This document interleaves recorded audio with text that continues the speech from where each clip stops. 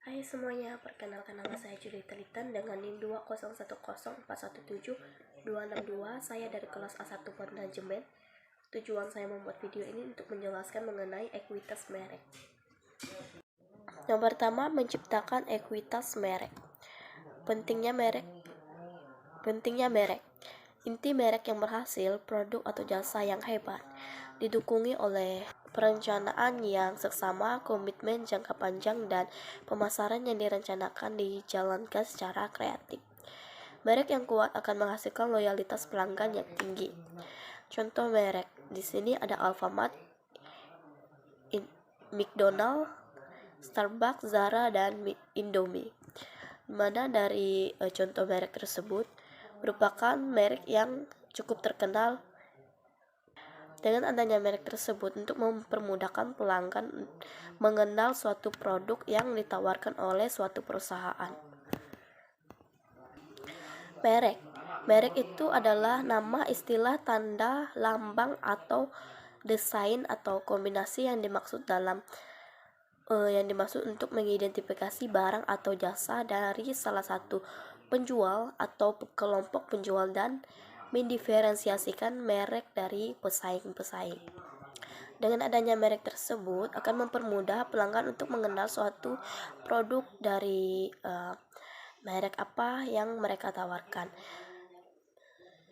Dengan adanya merek tersebut dapat mendapatkan kepercayaan dari si pelanggan.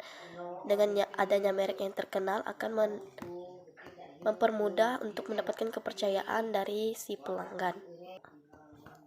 Diferensiasi dapat bersifat yang pertama fungsional, rasional atau nyata yang berhubungan dengan kinerja produk dari merek. Yang kedua simbolis, emosional atau tidak nyata berhubungan dengan apa yang direpresentasikan merek. Yang ketiga peran merek.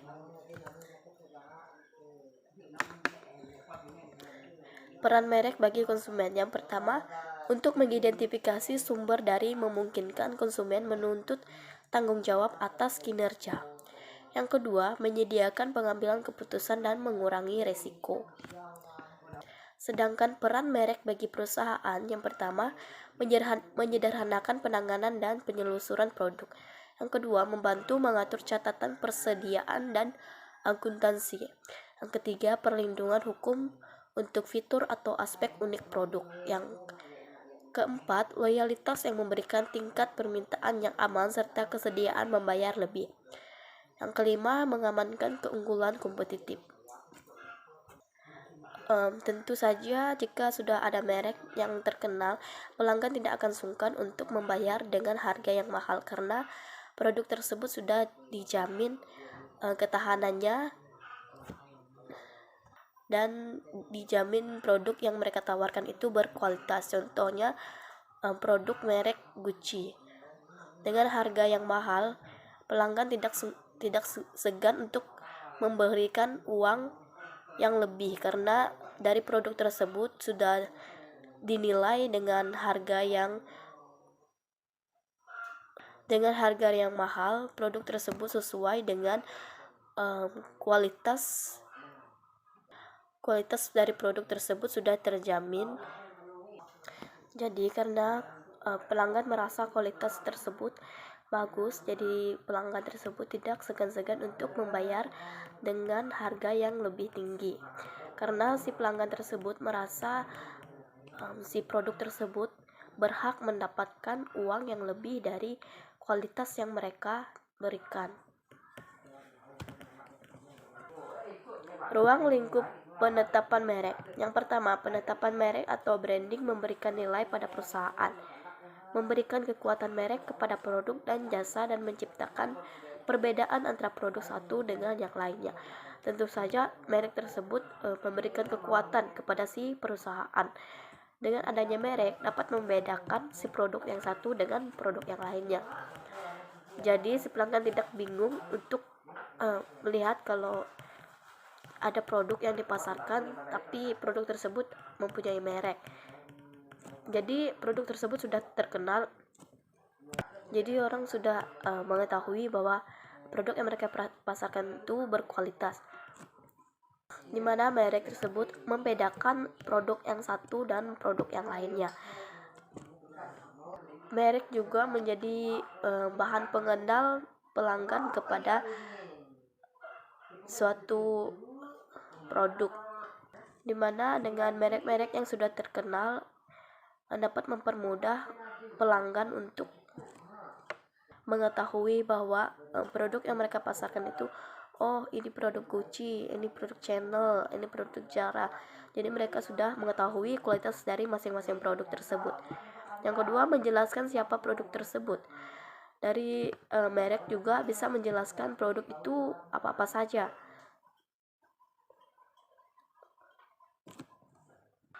Yang ketiga, membantu konsumen mengatur pengetahuannya tentang produk sehingga bisa mengambil keputusan pembeli, di mana merek tersebut juga membantu konsumen dalam menentukan produk mana yang harus mereka beli dan produk mana yang tidak harus mereka beli. Karena dengan merek tentu saja kita bisa menentukan pilihan kita sendiri.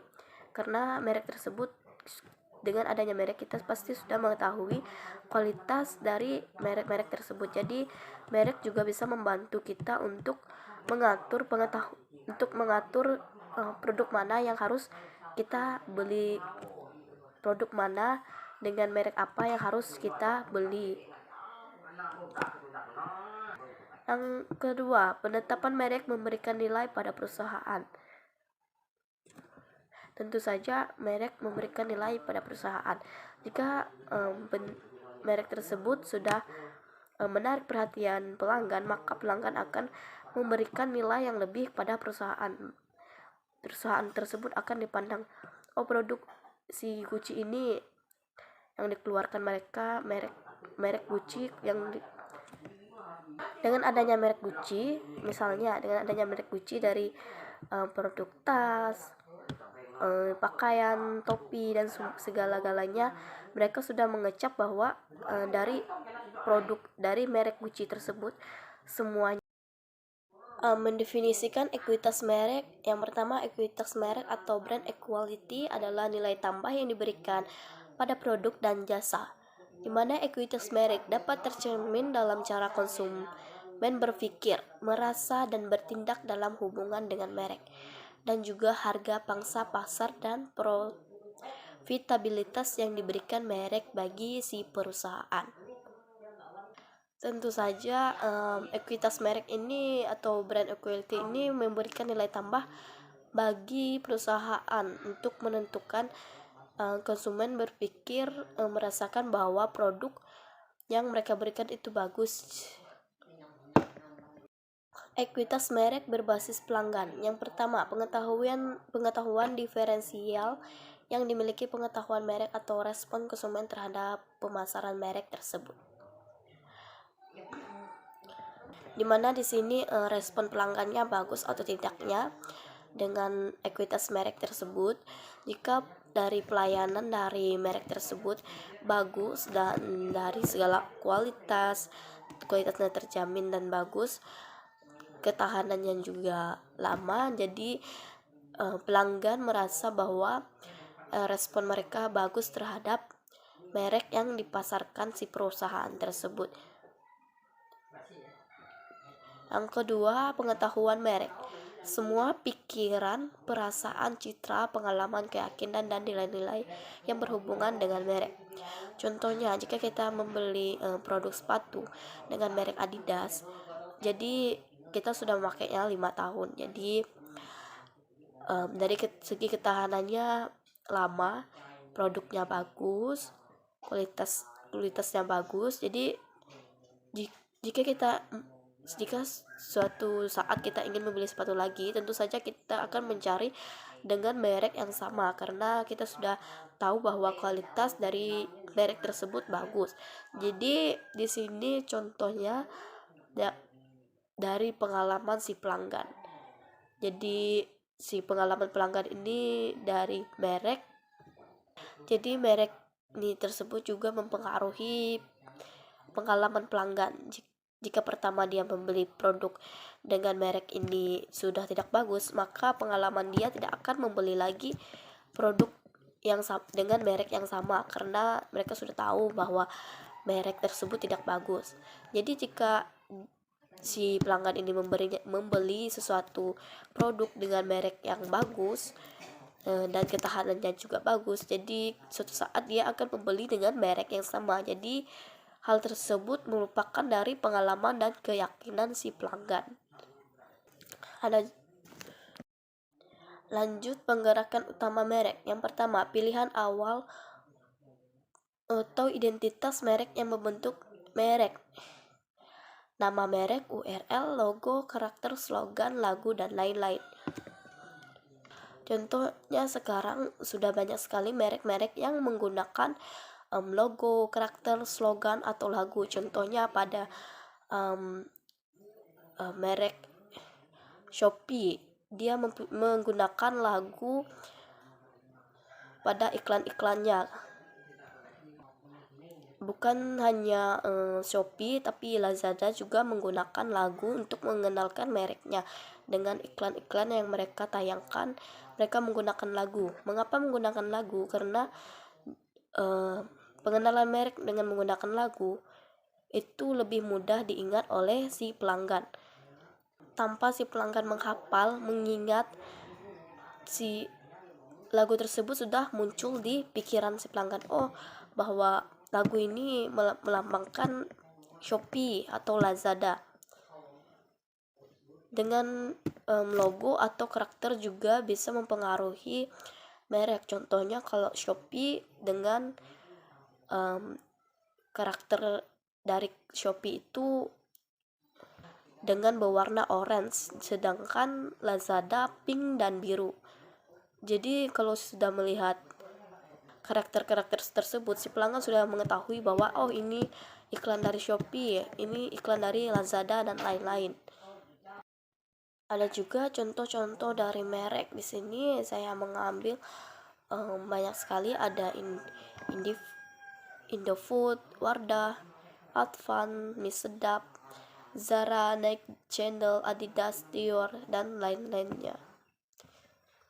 Dimana pada merek-merek tersebut pengenalan dari suatu produk membedakan produk yang satu dengan produk yang lainnya, agar semua pelanggan bisa mengetahui bahwa produk yang ini.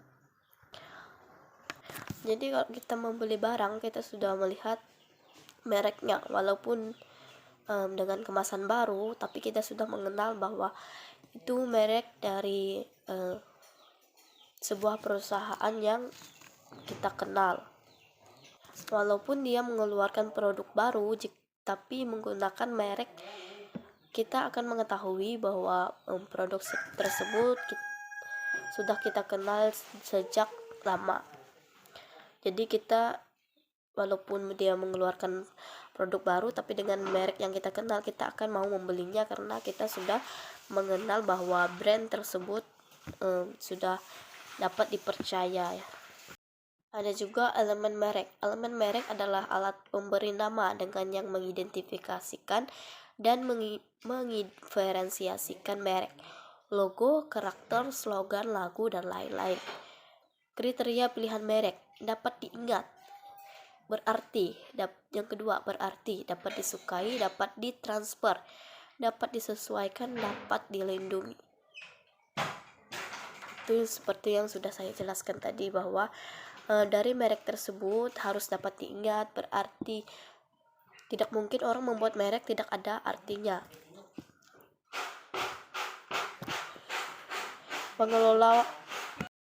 Pengelolaan ekuitas merek. Pengelolaan merek yang efektif merupakan tindakan jangka panjang. Penguatan merek, contohnya Indomie, Pepsodent, Aqua. Produk tersebut merupakan produk jangka panjang. Indomie, sekarang sudah ada produk-produk mie yang lain, sudah ada produk Mie Sedap dan lain-lain, tapi ketika kita membelinya, walaupun dengan merek yang berbeda, kita tetap menyebutnya Indomie karena tindakan tersebut merupakan tindakan jangka panjang. Padahal kita membeli bukan Indomie yang kita beli, tapi kita membelinya dengan merek mie sedap, tapi kita tetap membelinya dengan menyebut Indomie karena Indomie ini merupakan produk jangka panjang, merek jangka panjang. Yang kedua, Pepsodent. Walaupun yang kita beli itu Ciptaden, tapi kita menyebutnya tetap Pepsodent. Dan Aqua yang paling sering didengar. Walaupun yang kita beli itu Ciptaden, tapi kita tetap menyebutnya Pepsodent. Sedangkan Aqua yang kita beli itu minuman merek Nestle atau Le Mineral. Tapi yang kita sebut itu Aqua. Itu yang paling sering saya dengar dengan penyebutan ekuitas merek ini dengan merek yang berbeda, tapi dia tetap menyebutnya dengan merek yang lain karena merek-merek tersebut sudah terkenal dari zaman ke zaman. Contoh merek yang saya sebutkan ini merupakan contoh merek jangka panjang. Strategi penetapan merek. Yang pertama, mengembangkan elemen merek baru, produk baru. Yang kedua, menerapkan beberapa elemen merek yang sudah ada, yaitu perluasan lini. Dimana di sini perluasan lini merupakan menciptakan produk baru dengan merek yang sama. Contohnya pada merek ABC.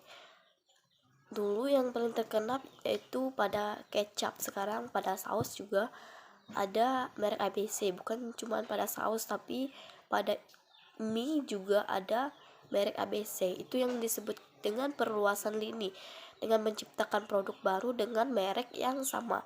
Jadi si pelanggan sudah mengenal bahwa produk tersebut dari merek ini, dari perusahaan ini, karena mereknya sama walaupun produk-produk yang mereka keluarkan itu baru, produk yang lain. Jadi mereka memperluas produknya dengan merek yang sama. Ada juga peluasan kategori. Sekian penjelasan ekuitas merek dari saya. Lebih dan kurangnya saya mohon maaf. Terima kasih.